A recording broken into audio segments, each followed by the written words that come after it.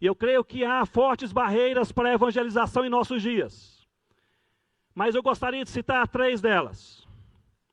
A primeira, eu creio que é a maneira como a sociedade passou a enxergar a Bíblia nas últimas décadas. Há cerca de 30 anos, a Bíblia era percebida, mesmo pelos não cristãos, como um livro especial, como um livro espiritual, com alguma autoridade implícita. Eu me lembro na minha infância, mesmo na minha adolescência, acompanhando meu pai, pastor presbiteriano, ele visitando as pessoas de casa em casa, evangelizando, pregando o evangelho. Entrávamos em algumas casas em que eles não eram cristãos, não tinham compromisso com Deus, não criam na palavra de Deus, mas quando meu pai abria a Bíblia, havia um olhar diferente, havia uma percepção diferente. Esse é um livro diferente. Hoje não é mais assim.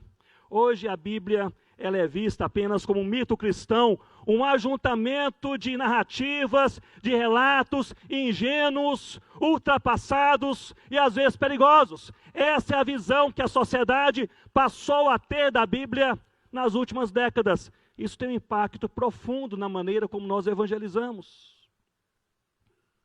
Em segundo lugar, eu creio que a segunda barreira é a maneira como a sociedade passou a enxergar, além da Bíblia, mas enxergar o pecado. Antes da influência relativista e pluralista, a sociedade concebia 3 expressões de erro humano: o erro moral, o erro espiritual e o erro cultural.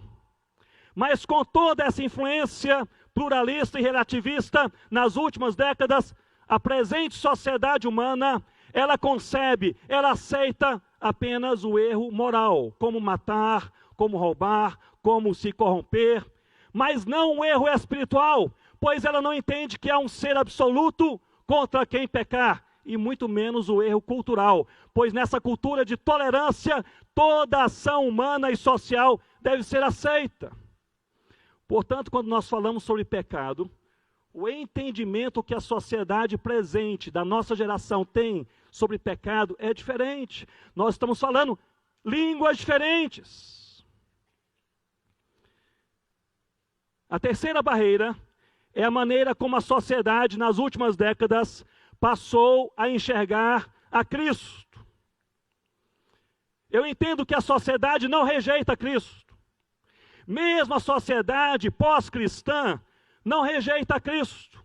Estive dando um treinamento na Europa algumas semanas atrás, e mesmo ali, conversando com o europeu a respeito da minha fé no Senhor Jesus, a resposta deste europeu pós-cristão é esta: muito bom para você, Jesus parece ser um bom caminho para você.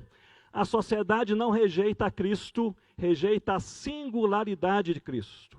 Rejeita a pregação que Jesus é a única verdade, é o único caminho, é a única salvação.